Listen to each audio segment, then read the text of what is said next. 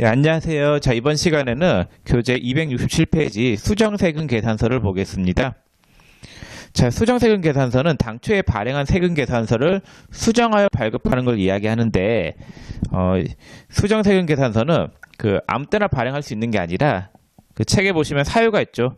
7가지 사유에 해당할 때, 그 다음 페이지 보시면 9번까지 있네. 이 9가지 사유에 해당할 때만 수정세금 계산서를 발행할 수 있는 거예요.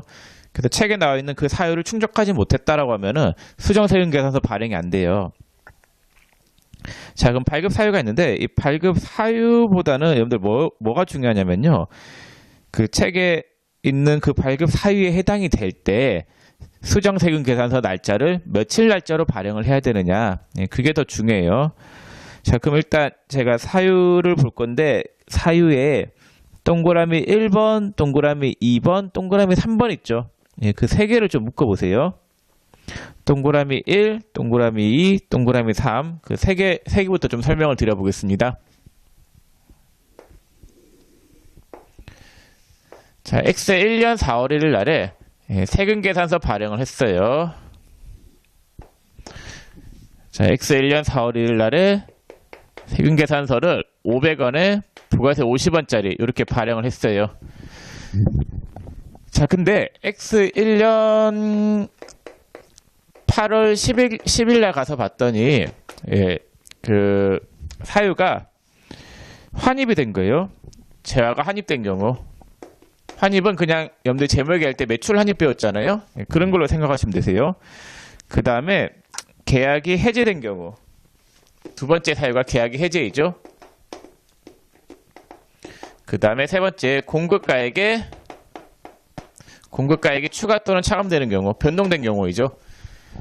자, 이런 사유에 해당이 된다라고 하면은 당초에 발행한 세금 계산서를 수정해야 되잖아요.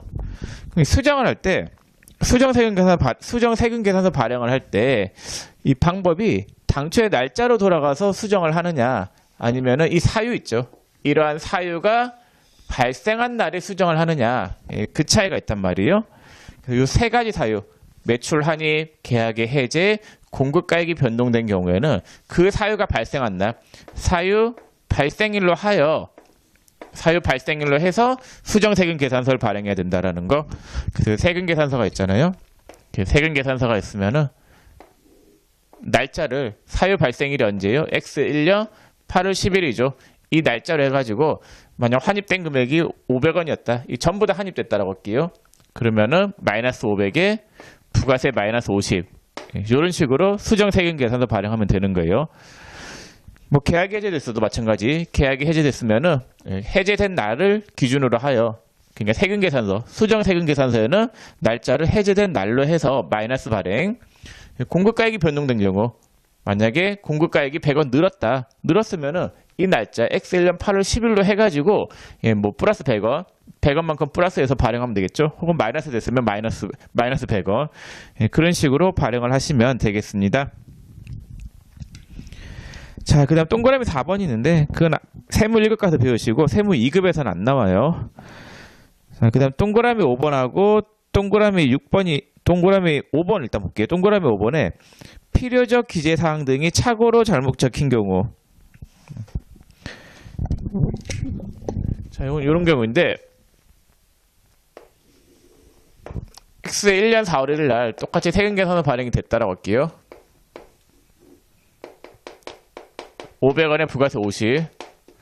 자, 근데 X 1년도 8월 10일 날 가서 봤더니 세금 계산서가 잘못 기재가 되어 있는 거예요. 거기 봤더니 뭐 공급하는 자의 사업자 등록 번호가 잘못되어 있었던 거예요. 그럼 이 세금 계산서는 제대로 된 거예요, 잘못된 거예요? 잘못된 거죠. 필요적 기재사항이 잘못 기재가 되어 있다라고 하면은 그 세금 계산서는 세금 계산서로서의 효력이 인정이 안 되는 거잖아요. 그럼 수정해야 되겠죠. 자, 그러면은 필요적 기재사항이 잘못 기재되어 있는 경우에는 그 사유가 아니라 그걸 발견한 날에 수정해서 발급하는 게 아니라 당초에 세금 계산서 발행한 날 있죠. 이 날짜 X 1년 4월 1일로 가가지고 마이너스를 해야 된다라는 거. 그래서 X 1년 4월 1일에 가서 마이너스 500에 마이너스 50 이렇게 발행을 하고, 그 다음에 이제 제대로 된 세금 계산서를 X 1년 4월 1일로 해서 뭐 550 똑같고 뭐 사업자 등록번호가 잘못되어 있으면 사업자 등록번호 고쳐가지고 다시 발행하면 되겠죠. 네, 그래서 필요적 기재사항 등이 착오로 잘못 적힌 경우에는 그 세금계산서 발행을 할 때 당초에 그 발행한 날로 가서 마이너스를 하고 다시 세금계산서 발행하면 된다라는 거, 제대로 된 세금계산서를 발행하면 되겠습니다. 자, 그 다음 동그라미 6번에 필요적 기재사항 등이 착오 외의 사유로 잘못 적힌 경우인데 거기 읽어볼게요. 교부방법은 동그라미 5번 필요적 기재사항 등이 착오로 잘못 적힌 경우와 같다. 단 재화나 용역의 공급일이 속하는 가세기간에 대한 확정신고 기한까지만 수정세금계산서 발급이 가능하다라고 되어 있죠. 네. 근데 동그라미 6번에 대한 내용은 제가 좀 설명을 드리려면 드릴 수 있는데 이거 시험에 그닥 이거 안 나와요. 나온 적이 없는 내용이기 때문에 그냥 무시하고 넘어가셔도 무방할 것 같습니다. 동그라미 6번은 무시하시고 동그라미 5번만 알아두세요. 그리고 동그라미 5번에 보면 별표 1이 있죠. 그 별표 1에 대한 내용도 좀 알아두세요. 필요적 기재사항이 잘못 적힌 경우에는 이렇게 수정세금계산서 발행이 가능해요. 자, 근데 이 수정세금계산서 발행할 때 경정할 것을 미리 알고 발행한 경우에는 네, 인정이 안 된다. 왜 그러냐면요. 이제 경정한다는 말은 세무서에서 이제 너가 세금계산서 발행 잘못했으니까 뭐 어떻게 고쳐라 이런 말 했을 거 아니에요. 그때는 안 돼요. 그때는 다시 이야기할게요. 경정이라고 하는 거는 이렇게 생각하세요. 세무조사 나왔다. 세무조사 나와가지고 너 세금 신고 잘못했으니까 이제 세금 징수하겠다. 예. 그걸 미리 알고 수정세금계산서 발행하는 건 인정 안 되는 거예요. 그러니까 미리 자수하는 거, 잘못됐다는 걸 미리 알고 미리 수정해서 발급하는 건 괜찮은데 세무서에서 나올 걸 알고 수정하는 거예요. 그러면 안 된다라는 거예요. 그럼 그런 거죠. 예를 들어 가지고 자수하면은 예를 어떻게 들어야 되지? 자수하면은 봐주는 거예요. 근데 자, 무슨 예를 들까? 마땅한 예가 없네. 도둑질을 했다? 안 걸리면 돼요. 아닌데? 그것도 아닌데? 아니에요. 예를 들지 않겠습니다. 그냥 이거대로 계속 이야기를 할게요.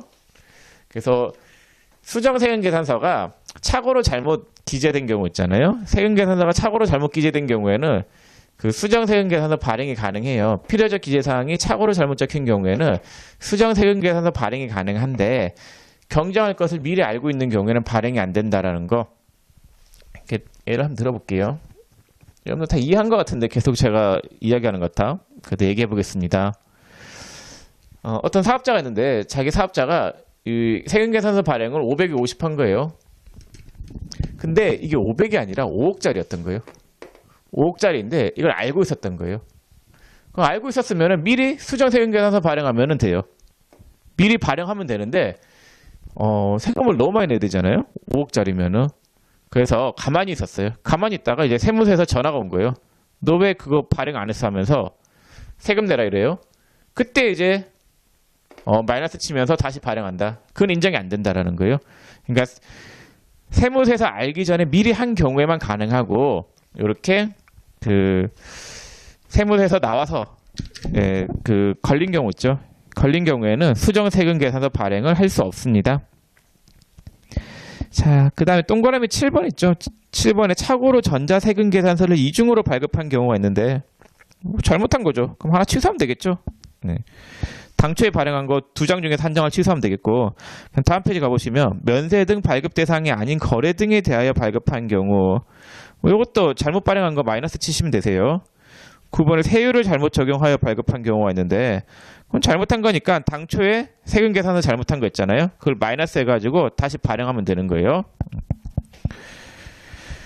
자, 그래서 여러분들 거기 환입이나 계약의 해제, 공급가액 변동 있잖아요. 요 사유에 해당하면은 사유가 발생한 날로 수정 세금 계산서 발행이 되고, 그 다음에 필요적 기재 사항이 잘못 적힌 경우나, 그 다음에 동그라미 7번 뭐 착오로 전자 세금 계산서 이중으로 발급한 경우, 그 다음 페이지 동그라미 8번, 동그라미 9번 있잖아요. 예, 얘들 같은 경우에는 당초에 세금 계산서를 수정해야 된다라는 거.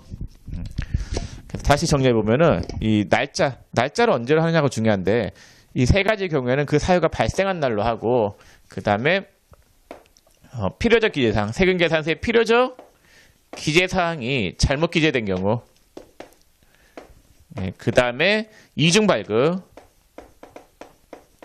그 다음에 면세인가요? 면세 등이 아닌 면세 등인데 요게 돼서 세금계산서 발행한 거예요. 그러니까 계산서 발행해야 되는데 세금계산서 발행한 경우 있잖아요. 그 다음에 세율을 잘못 적용한 경우, 이 전부 다 잘못된 거죠. 당초 세금계산서가. 이 경우에는 그 날짜로 가서 당초의 세금계산서 발행일로 가서 수정해야 된다라는 거, 그런 내용이 되겠습니다.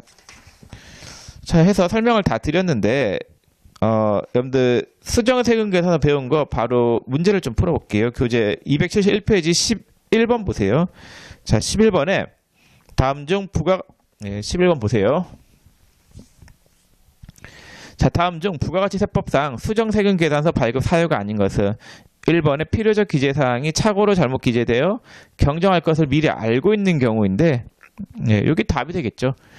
경정할 것을 미리 알고 있는 경우에는 수정세금계산서 발급이 안 된다라고 했었죠. 그 다음에 2번 보면 면세 등 발급 대상이 아닌 거래 등에 대하여 발급한 경우, 당초에 세금계산서가 잘못됐으니까 수정해야 되겠죠. 이 사유에 해당하는 거고, 세 번째, 공급가액의 추가 또는 차감되는 금액이 발생한 경우, 요 경우죠. 요 경우. 그 다음에 착오로 전자세금계산서를 이중으로 발급한 경우, 완전 잘못된 거잖아요. 세금계산서가. 그런 경우에는 수정할 수 있어요. 12번 다음 중 부가세법상 수정세금계산서 작성 일자로 옳지 않은 것은 1번에 당초 공급한 재화가 환입된 경우, 맞죠? 환입된 날, 그러니까 당초 공급한 재화가 환입된 경우에는 환입된 날, 사유가 발생한 날이라고 썼죠. 2번 재화를 공급한 후에 공급 시기가 속하는 가세기간 종료 후 25일 이내에 내국 신용장, 이건 됐어요. 하지 마세요. 답되는 문장으로는 시험에 안 나올 거예요. 세무 1급에서는 중요한데 세무 2급은 내용이 어려워서 별로 안 중요해요. 동그라미 3번 계약의 해지 등에 따라 공급가액의 증감이 발생한 경우, 증감 사유가 발생한 날, 그쵸? 요 경우.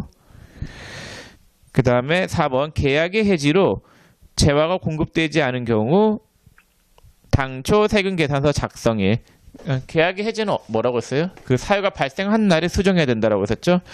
답은 4번이 되겠습니다. 자, 그 다음 13번 문제 볼게요. 계속. 자, 13번 다음은 세금계산서의 작성, 발급, 전송 등에 관한 사항이다. 설명이 잘못된 것은 1번 2017년 1월 15일을 작성 일자로 한 세금계산서를 2월 15일에 발급한 경우, 요거는 여러분들이 지금 하기는 좀 문제가 애매하네. 나중에 제가 가산세 설명하고 난 다음에 이 문제 다시 풀어드릴게요. 지금은 넘어가세요. 뒤에 가면 여러분들이 수정신고 및 가산세라고 하는 걸 배울 거예요. 그때 제가 설명을 드리고, 지금은 좀 넘어갔으면 좋겠습니다. 못 풀어요. 이해도 못한단 말이에요. 넘어갈게요. 자, 그러면은 연습 문제 1번부터 이제 계속 풀어볼게요. 저번 시간에 제가 좀 풀어와달라고 말씀을 드렸었죠. 자, 269페이지 1번. 다음 중 부가세법상 세금계산서에 반드시 기재하여야 하는 사항이 아닌 것은, 이건 2번이 답이죠. 공급받는 자는 뭐만 있으면 돼요? 사업자 등록번호만 있으면 되겠죠. 2번 다음에 열거한 것 중에서 부가세법상 세금계산서 교부가 면제되지 않는 것은, 1번 수출대행 수수료, 대행위탁 수출 수수료는 과세죠. 그래서 얘는 부가세 내야 된다라고 했었고, 그래서 1번이 답이 되겠네요. 3번 다음은 부가세법상 세금계산서 교부에 관한 사항이다. 적절하게 교부하지 않은 것의 개수는 A. 공급 시기 전에 세금계산서를 교부하고 교부 1로부터 7일 이내에 대가를 지급받음. 성교부 가능하다라고 썼죠. A는 맞고, 그다음 B. 단기할부 판매에 관하여 대가의 각 부분을 받기로 한 때마다 각각 세금계산서를 교부함. 이건 틀렸죠. 이건 장기할부 판매에 대한 이야기이고, C의 반복적 거래처에 있어서 월합계 금액을 공급가액으로 하고 매월 말일자를 공급일자로 하여 다음 달 말일까지, 다음 달 말일이 아니라 언제까지요? 다음 달 10일까지죠. D. 이미 공급한 재화가 환입된 경우에는 환입된 날을 공급일자로 하고 피고란의 당초 세금계산서 작성일자를 부기하여 발행한다. 맞죠? 환입된 경우에는 환입된 날로 발행한다라고 썼잖아요. 자, 그다음 4번. 부가세법상 세금계산서와 관련한 다음 설명 중 잘못된 것은 1번에 소매업을 영위하는 자가 영수증을 교부할 경우 상대방이 세금계산서를 요구하는 경우에는 세금계산서를 교부하여야 한다. 그렇죠? 2번 매입자 발행 세금계산서는 거래 건당 공급대가 10만원 이상을 발행 대상으로 한다. 이건 안 중요하니까 좀 넘어갈게요. 3번 수탁자가 재화를 인도하는 경우 수탁자 명의로 세금계산서를 교부하고, 이거 배우지 않았다 하더라도 상식적으로 수탁자는 그 위탁을 받은 자를 이야기하죠. 부탁을 받은 자인데 판매 대행을 맡은 자잖아요. 그럼 얘는 그 물건에 대한 소유권이 있는 건 아니잖아요. 그 수탁자 명의로 세금계산서를 교부하면 안 되고 위탁자 명의로 교부를 해야 되겠죠. 답은 3번이 되겠습니다.